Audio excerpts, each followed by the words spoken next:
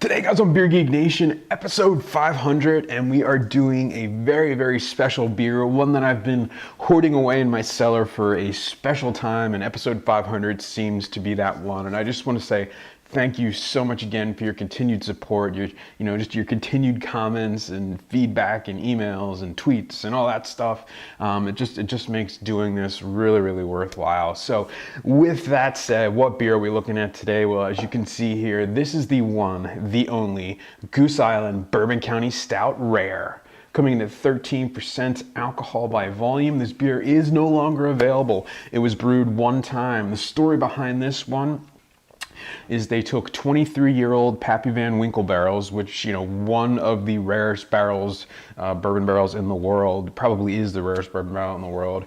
In 2008, they filled it with a 2008 batch of Goose Island Bourbon County Stout. They let it age for 2 years. They pulled the beer out in 2010, and this is that. And this was an expensive beer when it came out. It ran, I think, around $50 a bottle. Is it worth it? They say they're never brewing this beer again. They did use the barrels a second time for the King Henry, which you probably saw my review for on Monday, which was a fantastic beer. So, like I said, I'm nervous about this one because it's one I have 2 bottles. This is one of them. It was sitting in my cellar. It's one of those ones I'm like, oh, I should really open that, and I just never do. So I'm celebrating, with you guys, episode 500. Again, thank you so much for all your continued support. So let me get this one into a glass that you guys know how it smells, tastes, and give me the final verdict on Goose Island Bourbon County Stout Rare. All right, guys, see the aroma on the Bourbon County Stout Rare. Oh man, huge vanilla notes, a slight oakiness, big cherry pit notes, dark fruits, chocolate, really dark chocolate, a little bit of an espresso. Some mocha flavors coming out with this, the vanilla really kind of working with the chocolate on it. But just an absolutely intense smelling stout. All right, guys, the taste on the Bourbon County Stout Rare. Cheers.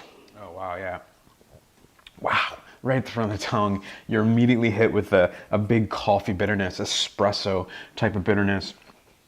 Then vanilla. You're getting that oakiness from the barrel, followed immediately by a big, almost milk chocolate, dark chocolate kind of combination going in there. Really sweet in the middle of the palate, but there's definitely that alcohol to help kind of cut some of that sweetness. Big vanilla notes in the middle of the mouth, more of a caramel and toffee.